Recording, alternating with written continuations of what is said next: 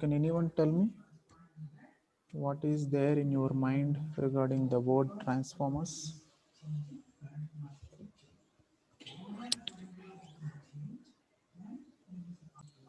It is an electric device, sir. It transfers electrical energy.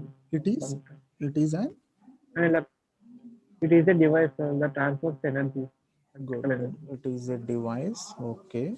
Now my question is, which kind of device it is? A static device or a rotating device? Static device or a rotating device? Static. It should be static device. Static. Very good. So there is no rotating parts inside of transformer, right? So transformer is a static device. Very important for objective questions. Now, so exactly what the work should be done by the transformer, which can electrical power is going to transform from one AC circuit to another with the desired change in voltage and current. Right? What is the purpose of using of transformers in our regular life? In order to change the voltage and current values as per our requirement. Let us take an example. If your socket voltage is 230 volts, right, and you may have your another device that should be need only 10 volts. So how should we convert from that 230 to 10 volts? Our requirement is 10 volts. Our device should be works under 10 volts only. So, but your socket voltage should be coming from your supply is 230 volts. So that we need stepping down of corresponding voltage with respect to current also, right? So therefore, this stepping down, that is change in voltage from one level to another level, that should be happened by using the transformer. Let us take if your voltage requirement is some 400 volts. Again, that means you need to change the input voltage level to higher value, that is stepping up the input voltages, right? So therefore, simply how can we conclude the definition of this transformer? The transformer is a static device, right? What is the work that should be done by the transformer? Which an electrical power is transformed from one AC circuit to another with the desired change in voltage and current. But the condition was that without change in frequency. The condition was that without change in frequency. Note down that point, very important. Without change in frequency. Yeah, sure. Now my voice is audible to all of you. Yes, sir, Yes, it is sir. audible. Okay, right. So all of you note down that which an electrical power is transferred. Electrical power is transferred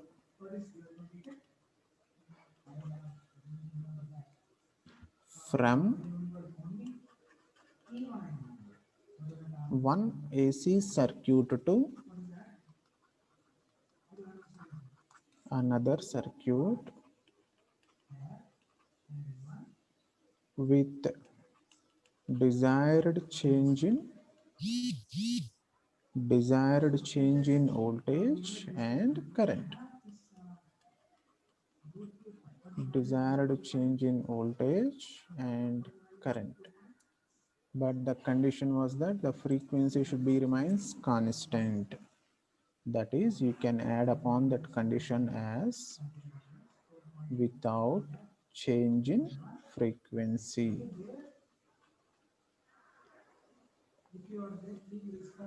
Clear? That means the transformer can be used for either increase or decrease the voltages as per user requirement. Right? That Yes. is, we can increase or decrease the voltages as per our requirement.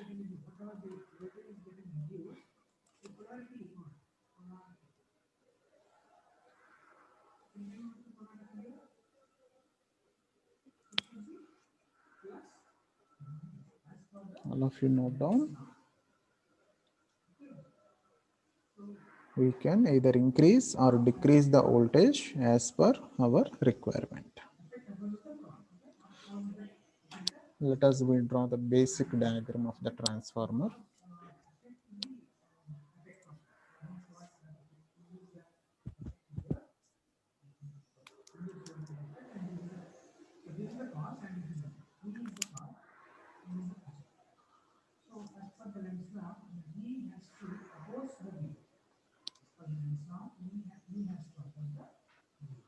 These are the number of turns on primary side of the transformer. This is your core of transformer. These are the number of turns on primary. That's why these are called primary number of turns represented by n. Turns are represented by n. If that is a primary, therefore I am representing with n1. Or we can also call this as a primary winding.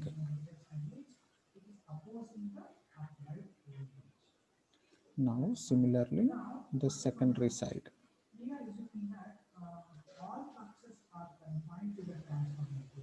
Now from the secondary, therefore these are called again the number of turns, but which are on secondary side, so therefore we can call them as secondary number of turns, or we can also call that as secondary winding. Very good.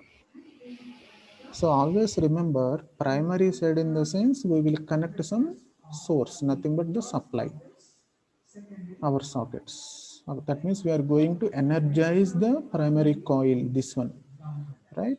And at the secondary side, it should be always a load. So load in the sense our appliances. Okay. So this is your AC supply, that is on primary side, and on secondary side it is load. D. Right? Always remember transformer is a AC device. Transformer works under AC supply. Why it is not works under DC supply, I will explain after working principle of the transformer. Okay? Sir, Tell me now. why on secondary winding load is applied? Means why there is a load over there? Why do we need a load in transformer? Why? Why don't? Why do we need load in a transformer, sir? Like Actually, why we need transformer? For that question, the answer is why we need transformer. Let us take. electricity generation. No, transformer should not generate any electricity. Ruled out point. Transformer is a device which can transform. It's like a transmitter which can transform the voltage and the current, whatever you are applying as an input to that transformer. Let us take an example.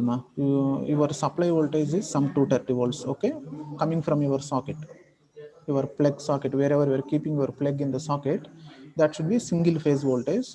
Therefore you are getting some 230 volts, right? But your laptop or mobile, that should be, or your LED smart TVs will be operating at 10 volts, let us think. Now how, if you apply directly this 230 volts to that appliance, is that appliance withstand that 230? No, No, sir. No, right? That will no. damage the insulation.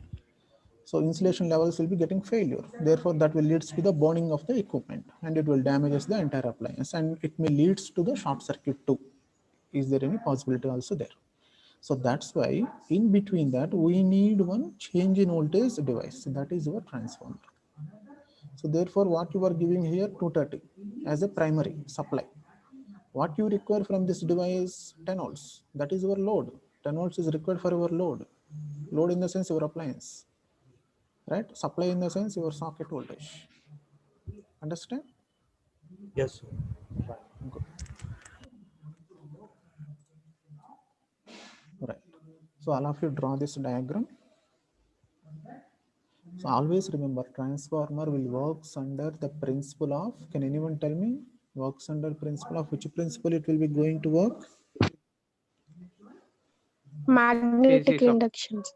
Right. Right, works under mutual induction.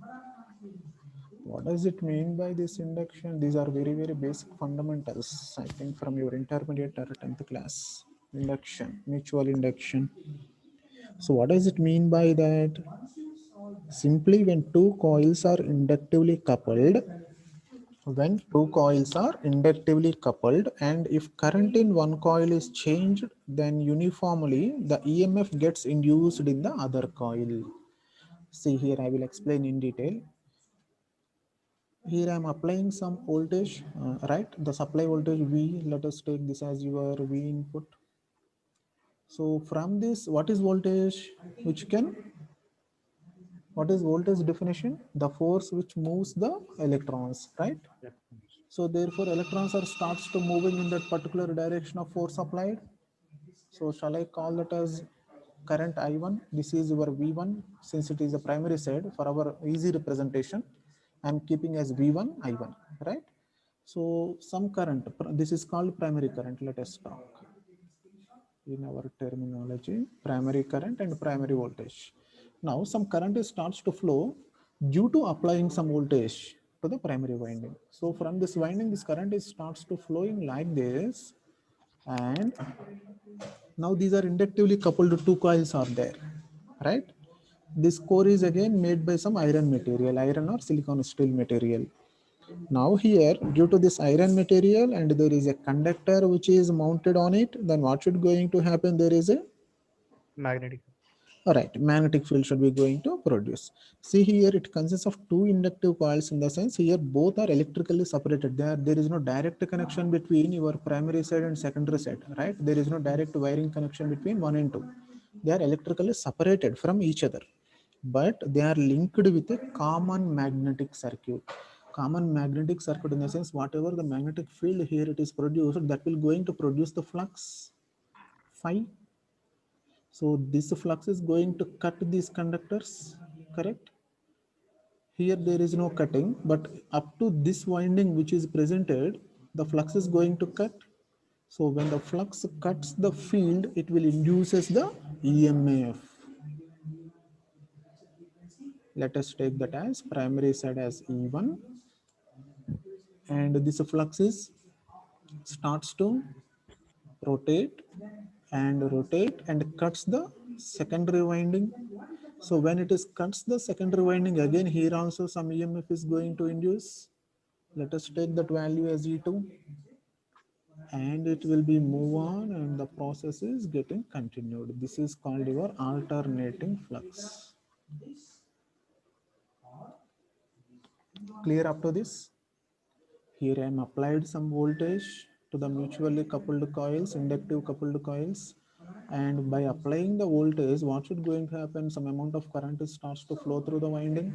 So once it should be starts to flowing through the winding in the core, it will creates the magnetic field and the magnetic flux. So that flux is going to cut the whatever the winding which is mounted on the primary side.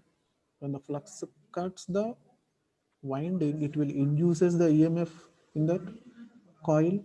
So that EMF here I am terming that as E1 on primary side, and this flux is going on and going to cut the secondary side, the secondary winding.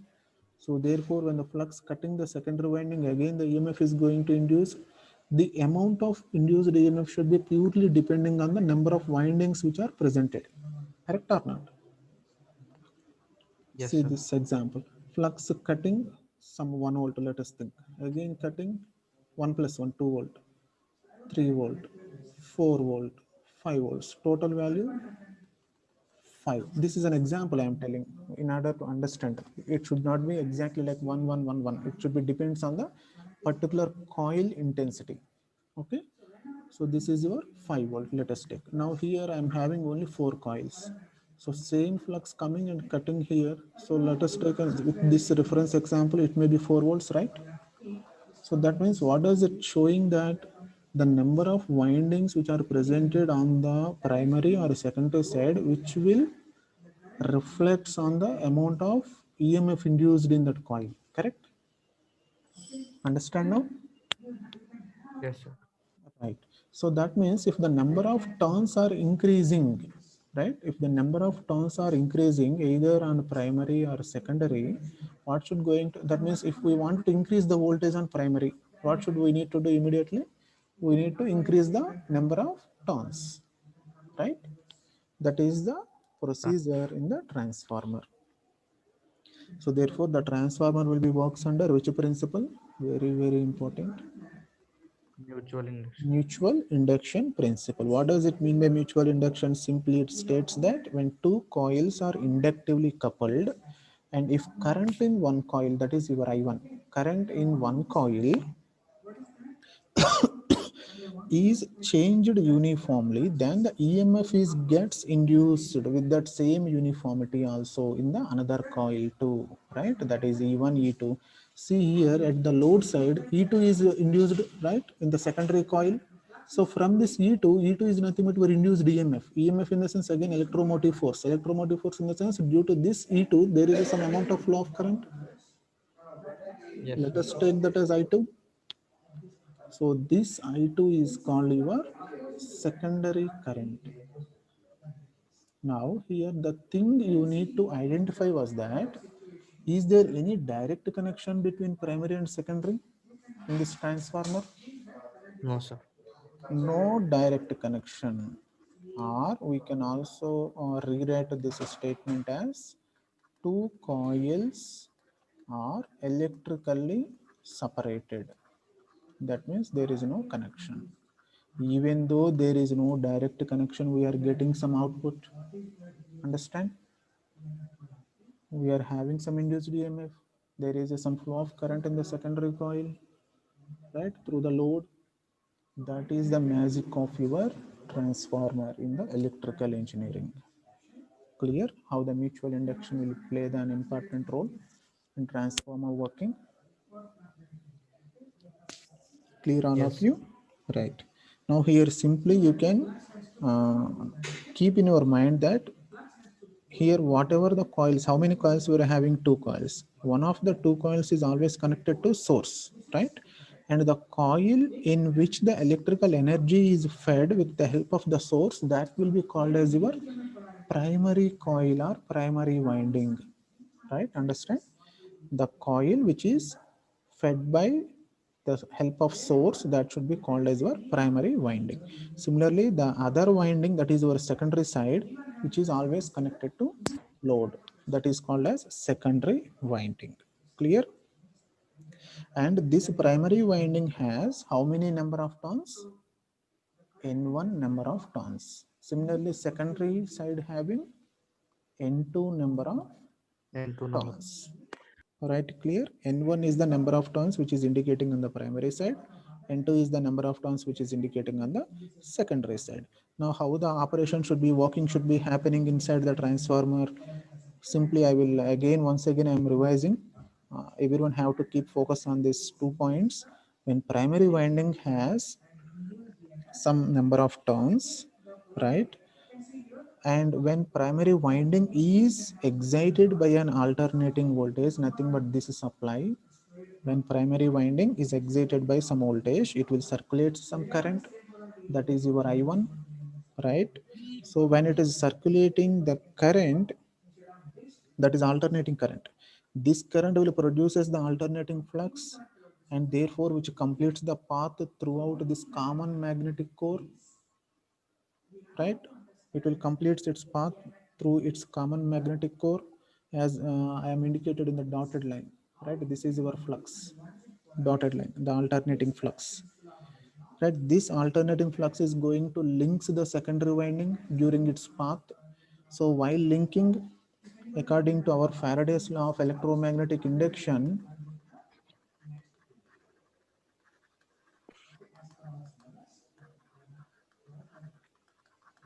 what is this electromagnetic induction? That Faraday's law, whenever the flux cuts the coil, it will induces the EMF, right? From that Faraday's law of electromagnetic induction, electromagnetic induction, Very important, this statement, Faraday's law of electromagnetic induction. So this mutually induced EMF gets developed in the secondary winding, that is your E2 term. Okay, your E2 term should be going to develop in the secondary winding. So in this symbolical representation, the transformer should be going to represent like this: primary winding, secondary winding. So there is no direct connection, that will be indicated as two parallel lines. That means there is no direct connection, nothing but they are electrically separated, that is isolation. Okay, so this is your primary winding having number of turns N1, having number of turns N2, and applied voltage V1. Current passing through primary is I1, passing through secondary I2, and the load, that is V2, the voltage which is presented across the load, and the induced EMF here E2, and the induced EMF from this coil is E1. Clear up to this? Here this parallel line is indicating that your magnetic, common magnetic core, simply. Sir, This is your symbolic representation of the transformer. Yes, tell me, ma. Sir, what will be happen to the flux, sir? It will keep rotating in the core. Yes. Then only the working should be going to happen. Okay, sir. Okay. Therefore, whenever it is cutting that conductor lines, that is your winding, it will going to induce that corresponding EMF. That is your Faraday's law of electromagnetic induction. Right. So note down these points, this symbolic representation and this block diagram quickly.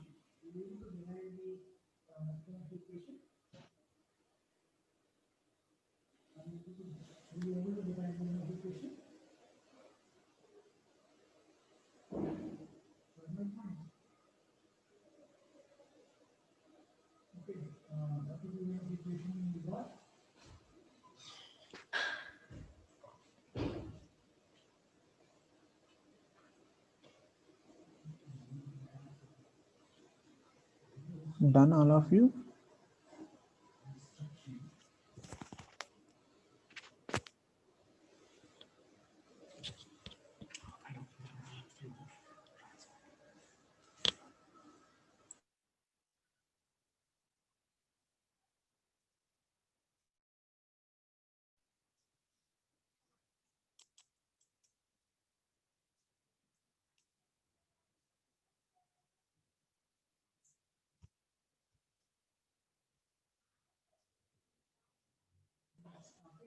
Done, noted?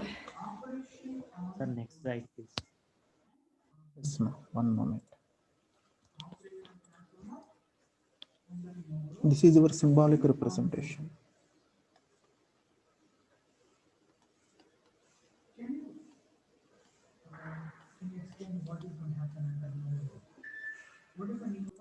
Transformer will works under AC. Why not in DC? The DC supply cannot be used for the transformer. Very important for your short answers. The voltage will become zero. Why? Why voltage will become zero?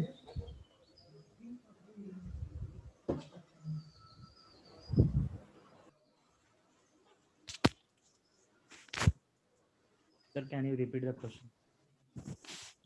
A transformer works under AC supply, right? Transformer does not work under DC supply. Why?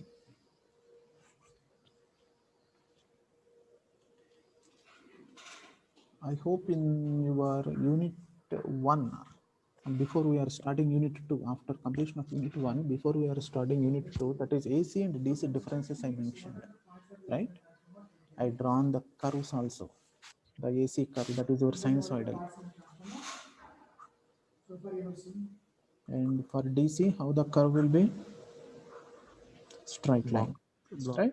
Straight line. Good. Okay. So this is varying with respect to time. Let us take some voltage. And let us take some voltage. See here, what is there any frequency term exist in AC?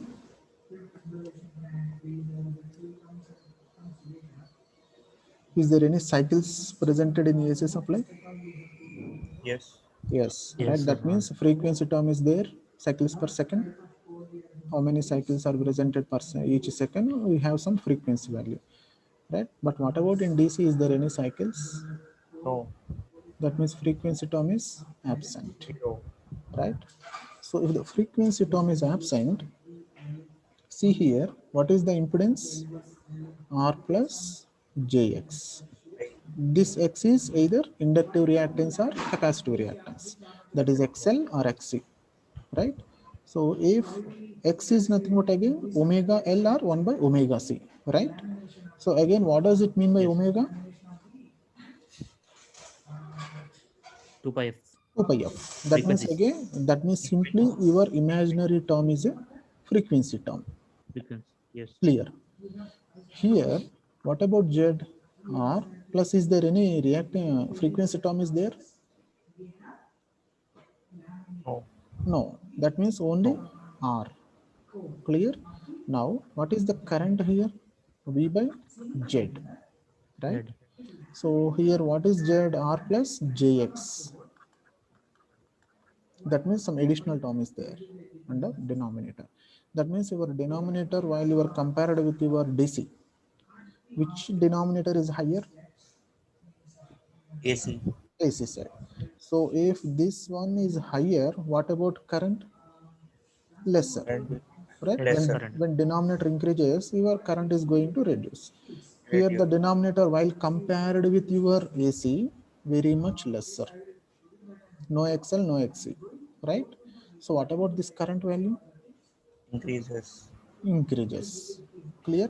So if the current value increases with that same winding, if you replace AC supply with DC supply in the transformer, the current value should be obviously increase.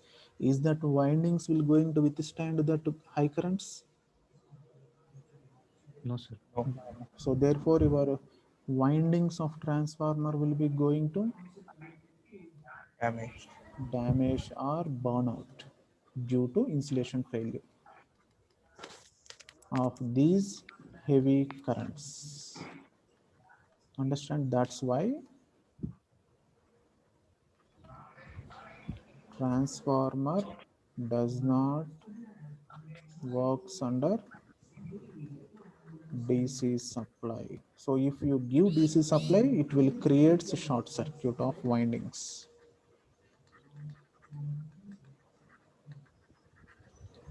If Sir, DC, if DC is applied, yes, I admitted that. Okay. Oh. Clear to understand why the transformer should not operate under DC? Yes, sir. Very Sir, can important. you speak a River, bit louder? short answers. Aruna, Vijay? Sir, can you speak a bit louder, sir? I'm unable to Yeah, hear you. yeah, sure. Okay, now it should be clear to all of you why transformer should not operated under DC supply, why it is only operated for AC supply, and the working principle of transformer and the working operation of the transformer and the basic definitions of the transformer. Clear, all of you? The symbolic representation, everything clear, the basic entire, the principle of working and what are the conditions and windings, the terminology of the transformer, how the EMF is getting induced in the primary winding, how the EMF induced in the secondary winding. Clear, all of you? Yes, Now sir. we will move on to the classification as. Excuse me, sir. Tell me, yeah, yes, tell me. Sir, someone is waiting in lobby itself. No, no one is there, no? Just now I checked. Amukta is there earlier. I allowed her. No one is there. Okay, okay. Yeah, that's fine. So now coming to the classification, let us think that if your input voltage, the same example, let us take 230, and our requirement is some 50 volts. Now we need to increase or decrease the voltage. Decrease. Decrease the voltage. That means this is your transformer having some windings. So decrease in the sense the number of turns on primary is higher or secondary is higher. Secondary. Secondary is higher. If windings are higher, what about voltage? High. Decrease. High, High. right? Because the flux cutting that winding should be induces more induced EMF. Now, if the windings on secondary is higher, that should be obviously high voltage compared to primary side, correct? Yes, sir. Now, how it should be going to satisfy the condition? Let us take this is our N1, N2, primary number of turns, secondary number of turns. Now, tell me the relation either greater than or less than in between this N1, N2 to achieve this condition. N1 is greater than N2. Excellent, very good. N1 is greater than N2. That is your first classification. If N1, N2 greater than, N1 is greater than N2, that kind of transformer is called step down. That means what we are doing here, now you can draw neatly. Here I am unable to get with this graphic pencil. So primary side, secondary side, N2, N1. Here N1 is greater than N2. I1, V1, I2, V2 and your core. Done. So this kind of stepping down your voltages from primary side to secondary side. This stepping down is happening. That's why that kind of transformer is called step down transformer. Here N1 is greater than N2 and also V1 is greater than V2. Understand the step down transformer? And what about step up transformer? Simply you can interchange it. N1, N2. Now tell me the condition in between N1 and N2. N1 is less than Less than N2. Good. N1 less than N2. That means here what should we be doing? Stepping up. Voltages are increasing, boosting of voltages. That means primary side less number of coils and the secondary side more number of turns. So number of turns on primary is lesser while compared to the number of turns on the secondary side. That is N1 less than N2. Therefore, V1 less than V2. This is your V1, V2, I2.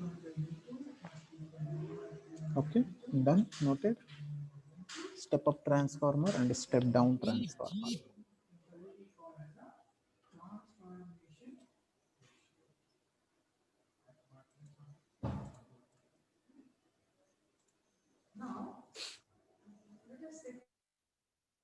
Note down quickly. Sir, I got disconnected in the last moment, sir. Yeah, okay, ma. Okay, no problem. Sir, 46 roll number. Please Okay, note, sure. sir. Attendance did not taken. Is there anyone posted? Sir, they posted already. I think I'm not Okay. there in the Yes, sir, they attendance. posted already. Okay. You can mention your roll number no? In that group. Sure, sir. Thank Sir, I will mention, sir. Yeah, you need important questions in the sense how they are going to ask. Okay, how they are going to ask. Done, all of you, right? Simple thing. Where I taken the flux value phi m sin omega t from Faraday's law of electromagnetic induction. The same what I written as per the Faraday's law, E is directly proportional to d phi by dt. From that I removed the proportionality and keeping the constant of your number of turns. That negative symbol is indicating that opposing the cos, that is from the Lenz's law. So by substituting your phi value, I am going to simplify that by differentiating that equation. And that equation should be getting compared with your generalized expression as E1 is equal to Em sin of omega t plus theta. That is your equation number 2. So by comparing these equations 1 and 2, we obtain your maximum value and the angular difference phase displacement. Therefore, for primary, just I mentioned as a suffix 1, for secondary mentioned as a suffix 2. That is the final resultant what we obtained as ERMS1 as 4.445 m Fn1 and ERMS2 as 4.445 m Fn2. Right? Clear all of you? Here how the examination point of view the questions will be like. explain the working principle of single phase transformer. Time up, sir. Yes, I'm concluding. The type of questions you may come across in examinations as working principle of single phase transformer, why transformer not working under DC, and the third one is derive the EMF equation of single phase transformer. Clear? These are the important questions from today's topic. Right. So by this we can wind up the session.